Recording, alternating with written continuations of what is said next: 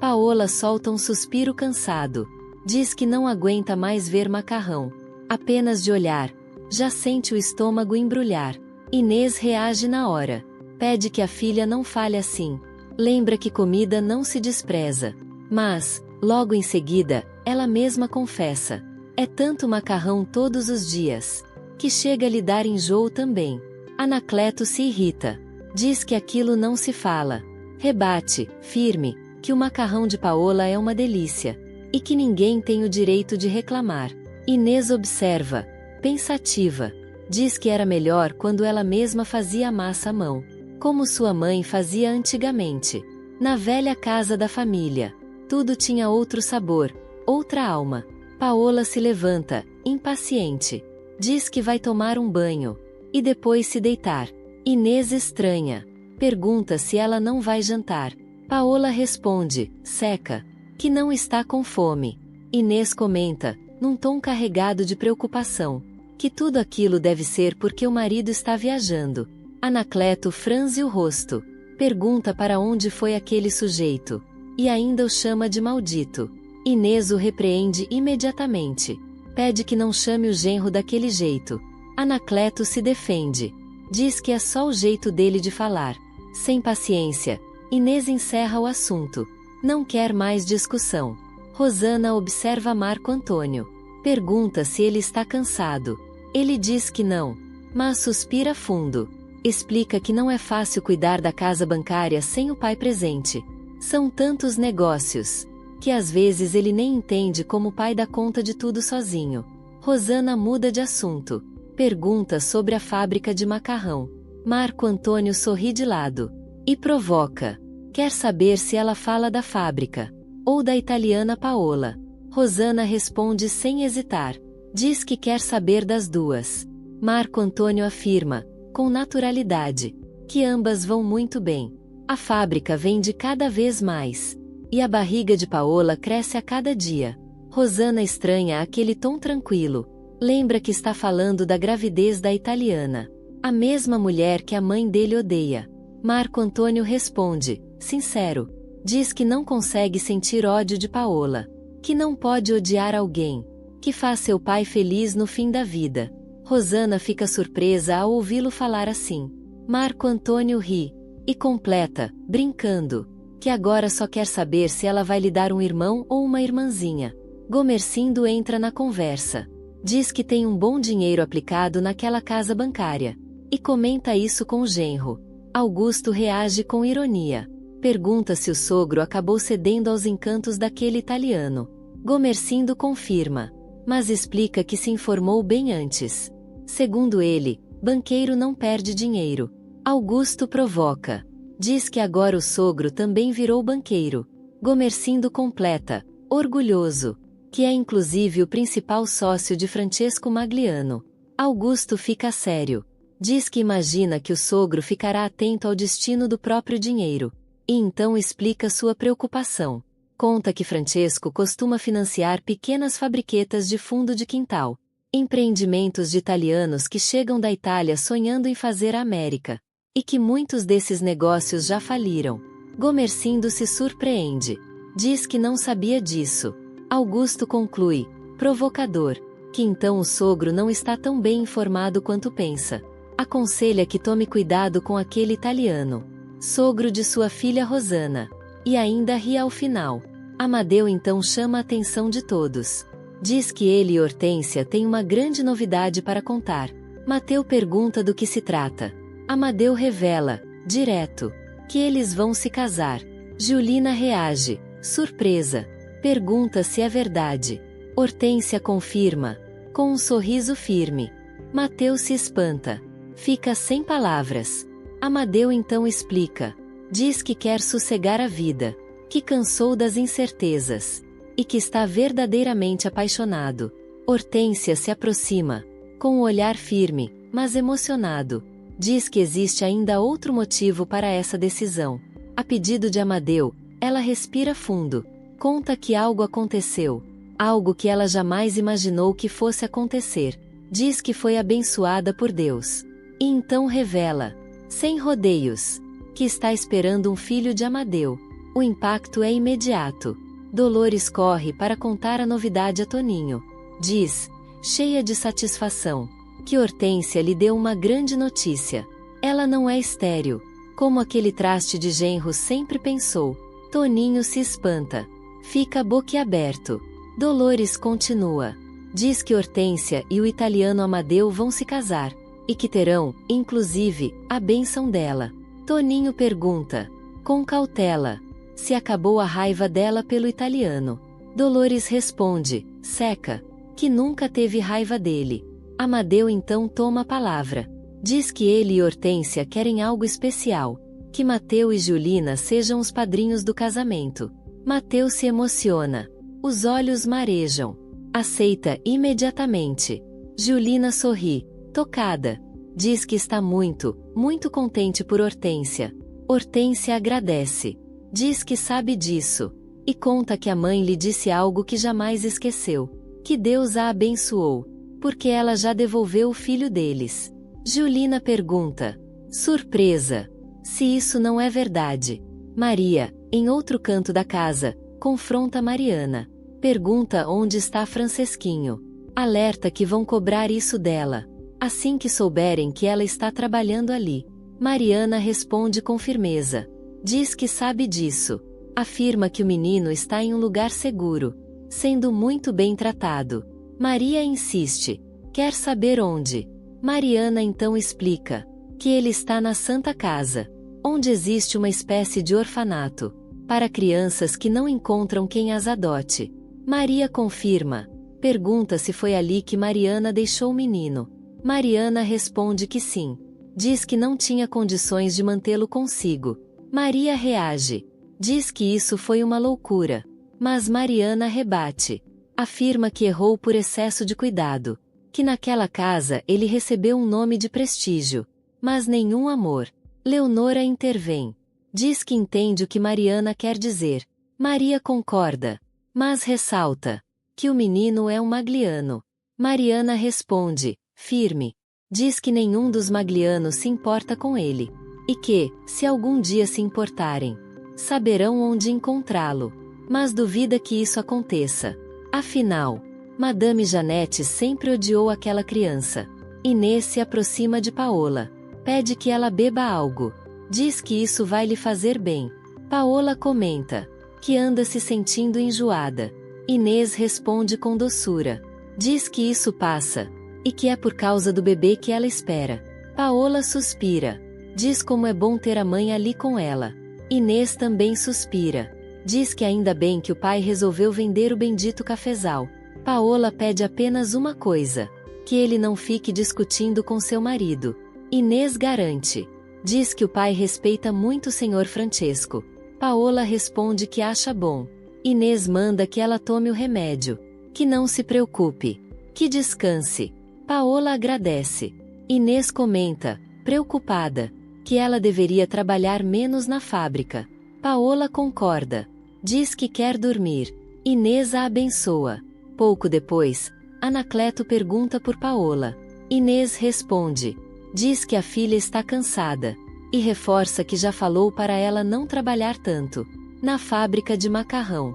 Anacleto balança a cabeça, incomodado. Diz que é difícil colocar juízo na cabeça de Paola. E afirma, decidido, que vai falar com o marido dela. Que alguém precisa dar um jeito naquela situação. Inês se apressa. Interrompe na mesma hora. Pede que ele não diga nada. E que, pelo amor de Deus, não arrume confusão com o senhor Francesco. Anacleto insiste. Diz que Francesco não está cuidando da esposa como deveria. Mas Inês corta o assunto, sem rodeios. Diz que aquilo não é problema deles. Afirma que Paola é teimosa. E que o genro jamais obrigaria a mulher a trabalhar tanto, sabendo que ela está esperando um filho. Anacleto resmunga. Acha que ele deveria proibi-la. Inês ironiza. Lembra que a filha é siciliana como ele. E que não se deixa mandar por ninguém. Anacleto acaba cedendo. Diz que não vai falar nada. Inês reforça, aliviada, que é melhor assim. Mesmo contrariado, ele ainda resmunga. Diz que quer ver se ela não acaba perdendo o filho. Inês se revolta. Fica indignada. Manda que ele não diga uma coisa dessas. O repreende duramente. Confuso, Anacleto se defende. Diz que não chamou ninguém de desgraça. Sem discutir mais, resolve ir dormir. Inês manda que ele vá. Diz que ainda precisa arrumar a cozinha. E reclama, sozinha, da boca infeliz do marido. Luísa comenta com Antônia, que já fazem quase 7 meses, desde que o senhor Francesco foi embora, e nunca mais voltou para casa. Antônia concorda. Acrescenta que ele e Madame Janete também nunca mais se falaram. Luísa observa que a raiva de Janete parece estar diminuindo. Antônia sugere que isso começou desde que ela contratou Josué. Luísa repreende a colega. Diz para não fazer mau juízo da patroa. Afirma que Janete apenas trata Josué com mais gentileza do que tratava Damião. Nesse momento, Janete aparece. Pergunta do que elas estavam falando. Luísa responde rápido que não era nada. Janete pergunta se Josué já jantou. Antônia confirma. Diz que ele provavelmente já está dormindo. Luísa pergunta se a patroa vai precisar dele. Janete responde que não. Pede que o deixem em paz. E se afasta em seguida. Antônia insiste, em voz baixa. No comentário anterior, Luísa, quase sussurrando, a repreende. Manda que ela morda a língua. Paola chama Francesco com carinho. Ele ri, surpreso ao encontrá-la acordada. Pergunta o que é aquilo. Se ela não estava dormindo. Paola responde que não. Diz que estava esperando por ele. Que ele quase a mata de saudade. Francesco diz que voltou o mais rápido que pôde. E a chama de amor. Paola diz que não está reclamando. Mas pede que ele a abrace. Que a beije. Leonora comenta, em tom de brincadeira, que finalmente o marido apareceu. Diz que já estava achando que tinha ficado viúva. Bartolo a repreende. Pede que não fale besteira. Gomercindo pergunta, curioso, o que anda acontecendo? Bartolo explica. Diz que conhece uma família de italianos, os Cerezer, que vivem um pouco afastados de seu sítio. Leonora quer saber o que essa família tem de especial. Bartolo conta que eles já têm uvas plantadas e produzem um vinho muito bonito. Gomercindo se interessa. Bartolo confirma que é verdade. Explica que os Cerezer chegaram antes ao país. Descobriram que a região de Jundiaí é excelente para o cultivo de uvas e que estão ali há anos, fazendo um vinho de qualidade. Maria observa com atenção. Diz que isso significa que Bartolo não será o primeiro a produzir vinho na região. Bartolo responde com tranquilidade. Diz que não vê problema algum nisso. Afinal, a família Cerezer tem sido de grande ajuda. Ele explica, com entusiasmo, que eles conhecem bem a terra. Foram até o sítio. Viraram tudo. Viraram cada palmo de chão. Deram conselhos. Ensinaram caminhos. E ainda forneceram mudas de uva já adaptadas ao clima da região. Leonora se surpreende. Não esperava aquilo. Bartolo reafirma. Diz que é tudo verdade. E ainda elogia a bondade da família Cerezer.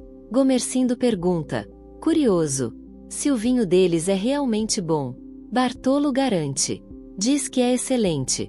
Lamenta apenas uma coisa: não ter trazido uma garrafa para provar. Conta, rindo, que acabou bebendo tudo sozinho, no isolamento do seu rancho. Em outro momento, Francesco fala com firmeza. Diz que já deixou claro que não quer Paola trabalhando na fábrica enquanto estiver grávida. Paola reage. Diz que ainda precisa cuidar do macarrão. Francesco responde, sem rodeios, que agora ela precisa cuidar do filho deles. Que depois do nascimento, ela poderá voltar a pensar em trabalho. Inês apoia o genro. Pede que a filha não discuta. Paola se irrita. Questiona o que vai fazer naquela casa. Sem trabalhar. Sem ocupar a cabeça. Inês responde com calma. Diz que ela deve esperar a hora certa.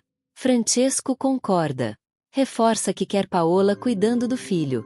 Mesmo assim, Paola insiste. Fala em trabalho outra vez. Francesco perde a paciência.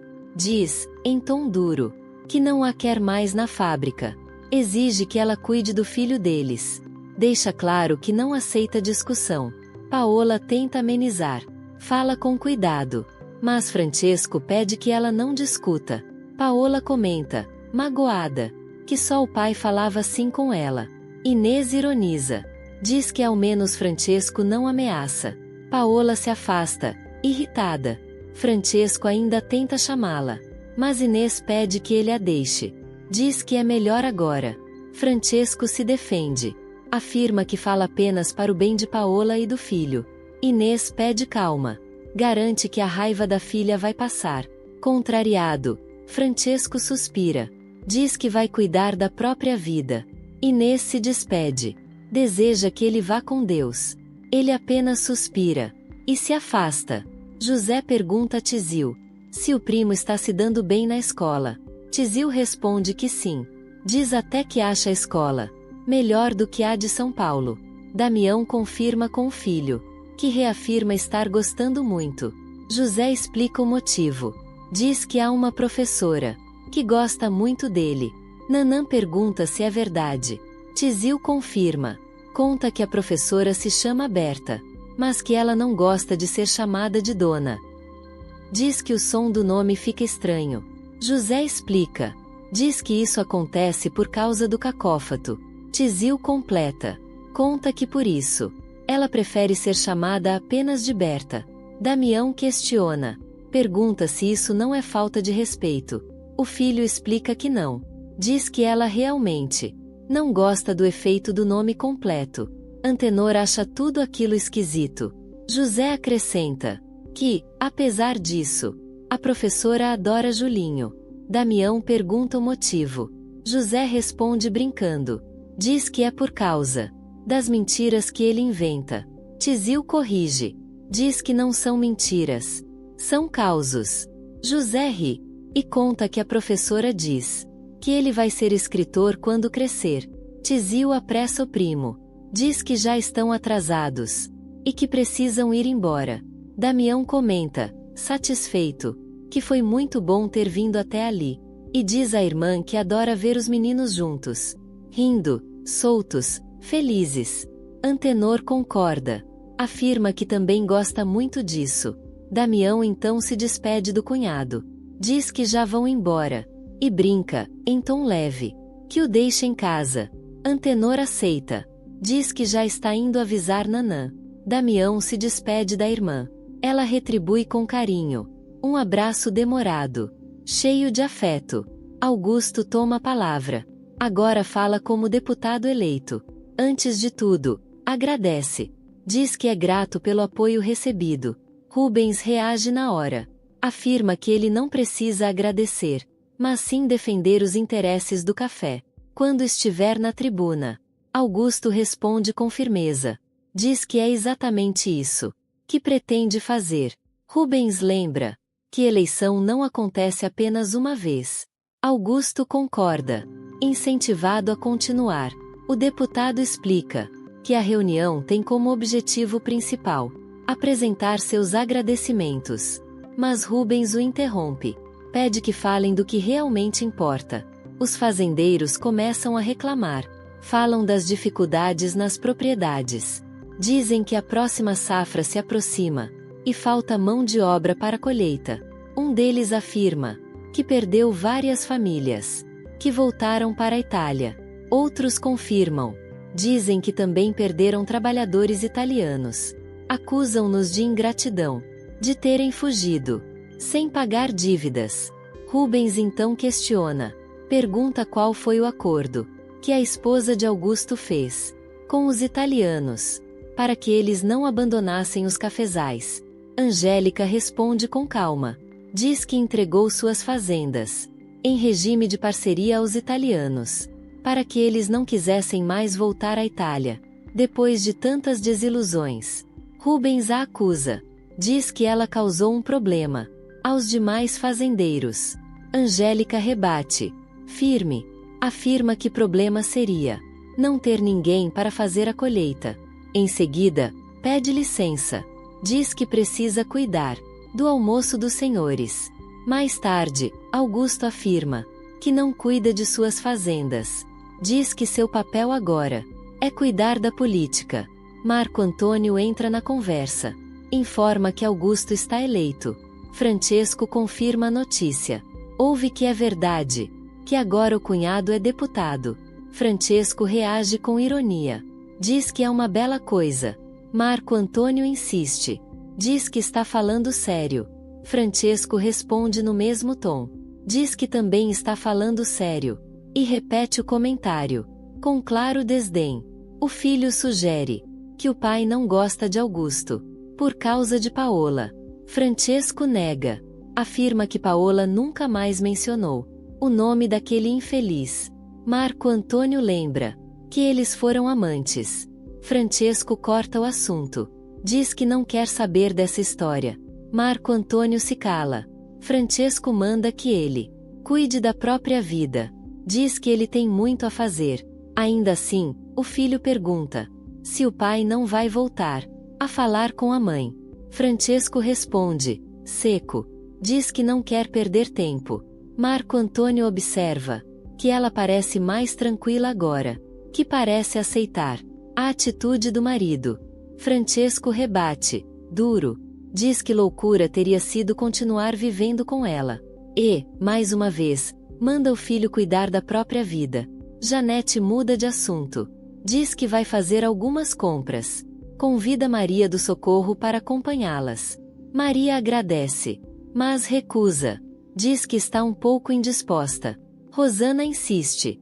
Afirma que não vão demorar, que irão apenas à rua direita e à rua São Bento. Maria reafirma. Diz que não amanheceu bem naquele dia, e que também não tem nada para comprar. Janete percebe. Decide não insistir. Chama Rosana e se prepara para ir embora. Nesse momento, Mariana aparece. Janete reage imediatamente. O olhar endurece. Pergunta, hostil, o que ela está fazendo ali. Maria intervém. Diz que Mariana agora trabalha para ela. Rosana se surpreende. Maria explica. Diz que precisava de ajuda na casa. Janete se ofende. Diz que é um insulto Maria ter aquela mulher a seu serviço. Maria responde, firme. Diz que Mariana não tem nada que a desabone, nem que a impeça de trabalhar ali. Janete ironiza e ataca. Acusa Mariana de ter roubado seu neto, de ter saído de sua casa com a criança, como se fosse seu filho. Chama-a de louca. Rosana tenta intervir. Maria pede calma e pede que Mariana fale. Mariana encara Janete. Pergunta, direta, se ela quer o neto de volta. Janete responde que quer e pergunta onde ele está. Mariana diz, sem hesitar, que ele está com outras crianças, no orfanato da Santa Casa de Misericórdia. Janete se espanta. Fica indignada. Acusa Mariana de tê-lo abandonado lá. Mariana rebate. Diz que foi ali que os Magliano o buscaram, e que ela apenas o devolveu ao lugar de onde saiu, depois de ele ter sido rejeitado na casa de Janete. Enquanto voltam para casa, Janete se exalta. Chama Mariana de louca outra vez. Diz que não consegue ficar calma depois do que ouviu. Rosana tenta tranquilizá-la. Janete então diz algo revelador. Afirma que não quer aquele bastardo em sua casa. Explica que o que realmente a preocupa é o fato de ele carregar o nome Magliano. Rosana se surpreende. Pergunta se é só isso que a incomoda. Janete insiste. Diz que sua preocupação é saber com que nome a criança foi deixada. Rosana responde. Diz que a mãe não falou, e que Janete nem chegou a perguntar. Mesmo assim, Janete reforça que isso é o que importa. Diz que um Magliano não pode ser criado em um orfanato, nas mãos das freiras da Santa Casa. Afirma que talvez tenha de ir até lá para verificar a situação. Rosana sugere outra saída. Diz que seria mais fácil voltar à casa dos pais e perguntar diretamente à senhora Mariana. Janete reage. Diz que não consegue vê-la à sua frente. Rosana então se oferece. Diz que pode ir no lugar dela e perguntar tudo. Janete respira fundo, aliviada, concorda, e pede que ela faça isso. Mais tarde, Mariana conversa com a senhora Maria do Socorro. Conta que Madame Janete nunca gostou daquele menino. Diz que, desde o primeiro instante, passou a odiá-lo sem motivo algum. Explica ainda que o senhor Francesco e Marco Antônio só levaram a criança para casa, na tentativa desesperada de salvar o casamento de Marco Antônio com Juliana. Maria do Socorro comenta, com cautela, que já conhece parte dessa história. Mariana confirma. Diz, sem rodeios, que tudo não passou de uma mentira. Maria pergunta então, se o senhor Gomercindo também esteve envolvido nisso. Mariana confirma. Diz que sim, que ele queria salvar o casamento de Dona Rosana. Maria do Socorro suspira. Observa, com amargura, que não se pode salvar o que não tem salvação. Mariana concorda na hora. Diz que ela acabou de dizer uma grande verdade. Pouco depois, Rosana chama Dona Mariana. Conta que Dona Janete está desesperada. Mariana ri, irônica. Diz que ela sempre está. Rosana explica melhor. Conta que Janete pediu que ela voltasse ali, para perguntar com que nome Mariana deixou o menino, no orfanato da Santa Casa. Mariana franze o senho. Pergunta se Janete pretende ir buscá-lo. Rosana responde que não sabe, mas diz que Janete está obcecada com o nome dos Magliano. Mariana suspira fundo e manda avisar que se Janete for procurar um menino chamado Francesco Magliano Neto, nunca o encontrará. Rosana se espanta. Maria também. Mariana então explica. Diz que deixou o menino lá, como se fosse seu próprio filho, e que agora ela é a mãe dele. Rosana pergunta, confusa, o que aquilo significa. Mariana esclarece, firme, que não existe mais nenhum varão chamado Francesco Magliano Neto. Maria quer saber como o menino se chama agora. Mariana responde, sem hesitar, que ele se chama Mariano, que é seu filho, e que não procurem outro nome, porque é por ele que ela vai viver sua vida daqui em diante. Mais tarde, Gomercindo conta a Francesco tudo o que sua mulher lhe relatou. Francesco se espanta. Diz que não consegue acreditar que Mariana tenha feito aquilo. Gomercindo confirma. Explica que o menino, que Francesco ajudou a adotar, para fingir que era filho de Juliana e Mateu, acabou sendo rejeitado e devolvido às freiras da Santa Casa. Francesco se revolta. Lembra que o menino leva seu nome, que foi registrado, como se fosse seu neto. Gomercindo observa que parece que ele já não tem mais esse nome. Francesco questiona, atônito, como isso é possível. Gomercindo diz que tudo não passou de uma grande besteira, inventada por eles mesmos. Francesco concorda. Reconhece que o maior erro foi ter permitido o registro com seu nome, mas afirma, angustiado, que não quer um bambino com seu sobrenome largado pelo mundo. Gomercindo sugere que ele volte lá e recupere o menino. Francesco hesita. Pergunta para onde o levaria. Justamente agora que Paola vai lhe dar um filho. Gomercindo admite. Diz que isso é mesmo um problema. Francesco se desespera. Diz que até perde o apetite, que não sabe o que fazer. Gomercindo então sugere que ele vá até sua casa e converse com Mariana. Francesco concorda. Decide fazer isso. Reforça que não quer que aquele bambino passe necessidade nesta vida. Diante dele, Mariana garante que o menino está bem, até melhor do que quando vivia em sua casa. Francesco diz que sabe disso, mas quer ter certeza de que o bambino não está passando necessidade. Mariana afirma, segura, que nenhuma, que as crianças são muito bem tratadas no orfanato. Francesco insiste. Diz que aquele é seu neto. Mariana responde, firme, que não é mais, e que nunca foi. Francesco se espanta. Lembra, atordoado, que o registrou com seu nome, Francesco Magliano Neto. Mariana recorda, com a voz carregada de memória, que ele próprio deu ao menino o banho da fortuna, moedas de ouro na água, tudo para lhe trazer sorte. Ela faz uma pausa, e então afirma, com firmeza, que aquilo tudo foi uma grande mentira. Francesco admite, diz que foi mesmo, mas pergunta, o que isso muda agora? Mariana responde sem hesitar, diz claramente, que jogou fora o nome, que ele deu ao menino, porque aquele nome nunca lhe trouxe amor. Maria pede calma, pede que Francesco escute o que Mariana tem a dizer. Gomercindo reforça, diz que ele foi até ali, justamente para esclarecer a situação do suposto neto. Francesco confirma, diz que veio para ouvi-la. Mariana então orienta, que ele vá ao orfanato, e procure uma criança, com o nome que ele deu. Francesco diz que vai, afirma que não quer abandonar o menino. Mariana rebate, dura, diz que ele já o abandonou, quando saiu de casa, para viver com a italiana, e deixou a criança nas mãos da esposa. Esposa essa, que agora agradece, por não ter mais aquele menino ali. Resignado, Francesco abaixa a cabeça, diz que entende o que Mariana está dizendo.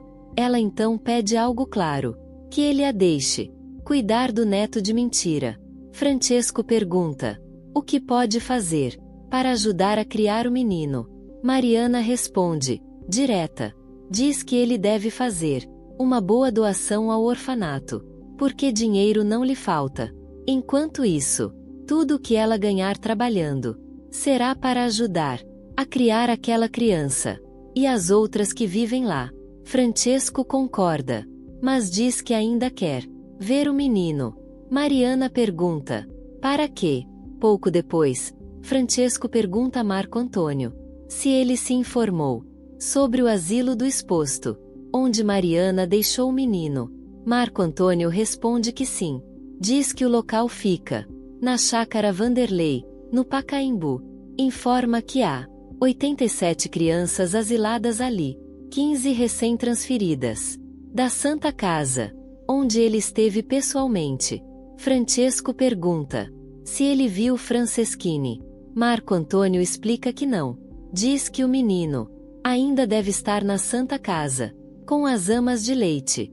Francesco se interessa pelo asilo. Marco Antônio descreve o lugar. Diz que é muito aprazível.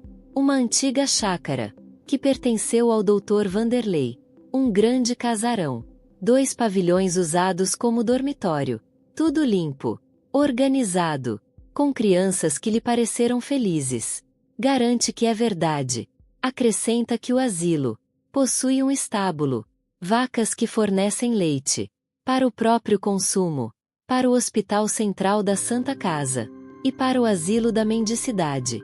Fala também das plantações de forragem, verduras, legumes. Impaciente, Francesco insiste, quer saber das crianças. Marco Antônio reafirma, diz que elas são bem tratadas. Conta que há escola para crianças de 7 a 12 anos, oficinas de sapataria, marcenaria para os meninos aprenderem um ofício, e escola de corte e costura para as meninas. Diz que é algo que enche os olhos. Convencido, Francesco suspira, diz que acredita. Decide então fazer uma grande doação ao asilo, como Mariana sugeriu. Concorda também em deixar que ela cuide de Franceschini. Marco Antônio pondera, diz que a mãe não vai querer o garoto de volta. Francesco responde, firme, que é exatamente por isso que Mariana passa a ser a mãe dele. E completa que isso é bom, porque assim ela sempre trará notícias de Franceschinho para eles. Mariana se aproxima de Dona Maria do Socorro, fala com cuidado, pede que lhe permita sair todas as tardes de domingo. Diz que precisa ir ver o seu menino. Dona Maria a interrompe com doçura. Diz que, trabalhando ali com ela, Mariana poderá ver o filho sempre que quiser, que não precisará esperar pelo domingo. Mariana se emociona. Agradece, com o coração aliviado. Marco Antônio comenta com o sogro. Diz que ele e o pai cometeram um grande erro ao levar aquela criança para dentro de casa. Gomercindo responde, seco. Diz que ele não precisa se justificar. Marco Antônio afirma que, apesar de tudo, eles não vão abandonar o menino. Gomercindo observa que o pai dele lavou as mãos ao fazer a doação, e assim acomodou a própria consciência, e a do filho também. Rosana reage. Diz que o pai está sendo cruel. Gomercindo responde na hora. Diz que está apenas sendo sincero, e lembra que odeia a hipocrisia. Marco Antônio reflete. Concorda que, no fundo, o sogro tem razão. Admite que o menino seria um estorvo se continuasse na casa deles, ou mesmo se fosse para a casa de Gomercindo. Rosana pede que ele não condene a própria mãe. Marco Antônio explica. Diz que não a condena. Reconhece que ela sempre esteve certa em toda essa história. Rosana se alivia. Diz que ainda bem que ele reconhece isso. Sugere que voltem para casa. Gomercindo os convida para jantar. Marco Antônio agradece, mas diz que precisam ir. Eles se despedem. Rosana pede a bênção ao pai. Gomercindo a abençoa. E então comenta que ela nem se despediu da mãe. Mais tarde, Marco Antônio comenta que poderiam ter jantado na casa dos pais de Rosana. Ela responde, irritada, que não. Diz que detesta ver a mãe com aquela barriga. Marco Antônio pede que ela pare. Diz para não falar assim. Mas Rosana insiste. Acha tudo ridículo. Questiona como alguém pode engravidar depois de velha. Francesco comenta, em outro momento, que decidiu deixar o pobrezinho naquele asilo. Anacleto reage. Diz que não há problema. Afinal, o menino não era neto de verdade. Mas Francesco responde, tocado. Diz que ele era um belo bambino. Paola pergunta por que ele não o trouxe para criarem juntos. Inês repreende a filha. Lembra que já será trabalhoso criar o próprio filho que vai nascer. Acrescenta ainda que o menino está bem no asilo. Francesco confirma. Diz que o filho garantiu que o asilo dos expostos é uma maravilha. Anacleto então questiona por que estão discutindo isso. Paola encerra. Diz que não falou mais nada. Inês comenta, emocionada, que agora vai nascer o verdadeiro Francesco Magliano. Filho, e não neto. Anacleto faz graça com o nome. Arranca risos da família. Francesco concorda. Desde que seja homem. Anacleto brinca. Diz que certamente será. Provocando todos. Paola reclama. Diz que o pai voltou a falar besteira. Anacleto se defende. Francesco pede que o deixem chamando de uma fera. Inês encerra a conversa. Pede que ele se acalme. Lembra que quem fala demais acaba ouvindo o que não quer. Por fim, Hortência e Amadeu se casam em cerimônia oficial. O celebrante, solene, invoca os poderes que a lei lhe confere. Declara os dois marido e mulher, e autoriza o noivo a beijar a noiva. Em seguida, o celebrante pede que os recém-casados e seus padrinhos se dirijam ao livro para assinarem o registro. Gomercindo explica à filha que a mãe não veio. Diz que ela não quis se arriscar na estrada, com a gravidez já avançada. Confessa, em voz baixa, que está preocupado com a gestação, não por falta de saúde, mas pelo medo constante da esposa. Medo de que algo ruim aconteça. Um medo que acaba passando para ele. Augusto tenta minimizar. Diz que Maria do Socorro é uma mulher forte. Mas Gomercindo rebate. Lembra que ela já não é mais jovem. Angélica se assusta com o tom do pai. Diz que ele nem deveria ter viajado. Se a mãe pode precisar dele a qualquer momento. Gomercindo garante que não é nada imediato. Explica que só veio porque a esposa insistiu em ter notícias da filha e da neta. Ele afirma que voltará logo cedo no dia seguinte. Angélica concorda. Diz que não irá junto. explica que não tem com quem deixar a bebê, e que não quer viajar com ela, mas propõe algo simples: que vejam a neta. Gomercindo torce para que a criança esteja acordada. Augusto comenta, em tom irônico, que a filha é apenas uma desculpa, que Angélica, no fundo, não quer abandonar a fazenda. O clima muda. Inês está ao lado de Paola, ajudando-a no parto. Com voz firme, orienta: que respire fundo, que mantenha a calma, que tenha força. Paola geme a cada contração, o rosto contraído de dor. Francesco observa, aflito. Diz que queria levá-la ao hospital, mas comenta que Paola é teimosa. Anacleto responde de imediato. Diz que é porque a filha se sente mais segura com a própria mãe, mais amparada. Inês não perde a calma. Continua orientando. Respirar. Agora fazer força. Mais uma vez. A dor aumenta. Paola grita. Geme alto. Chama pela mãe. Diz que não aguenta mais. Inês se mantém firme. Determinada. Diz que a filha precisa se ajudar. Que agora é a hora. Conta em voz alta. Encoraja. Ordena. Que a criança nasça. Paola grita. Exausta. O corpo todo tensionado. Inês insiste. Com energia. Com urgência. Até o momento final do esforço. Enquanto Inês continua incentivando, Francesco se desespera. Invoca a Virgem em oração. Anacleto, nervoso, explode. Acusa Francesco de ter deixado Paola trabalhar o dia inteiro na fábrica. Francesco se defende. Diz que isso é besteira. Afirma que a siciliana é tão teimosa quanto o pai, mas não é burra. De repente, o choro de um bebê ecoa pelo quarto. Anacleto comemora.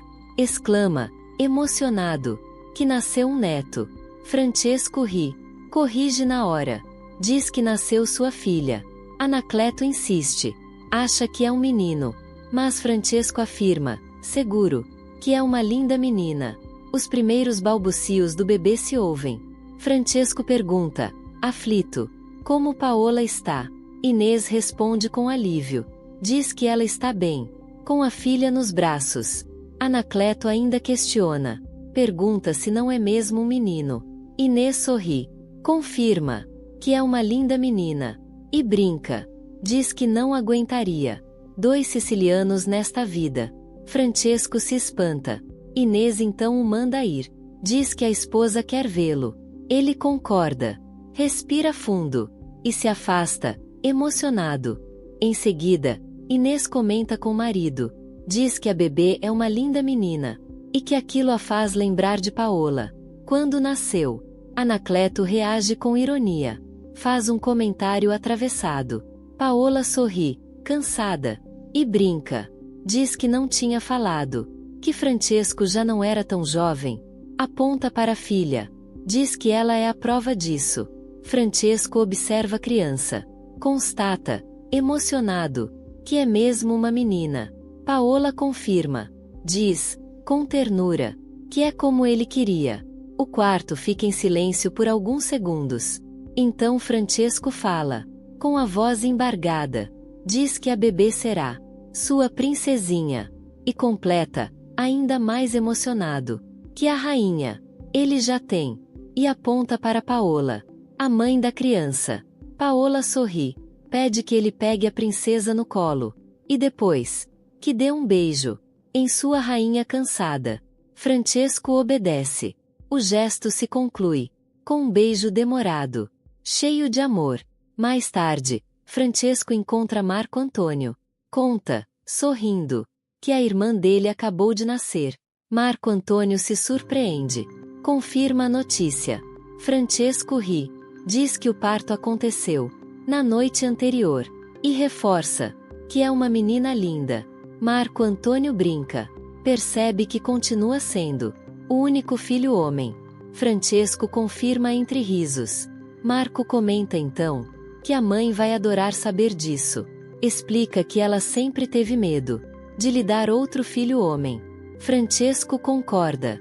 E pede que o filho telefone para ela, que conte a novidade. Faz uma pausa. Sorri. E corrige a brincadeira. Diz que basta falar. Que nasceu uma menina.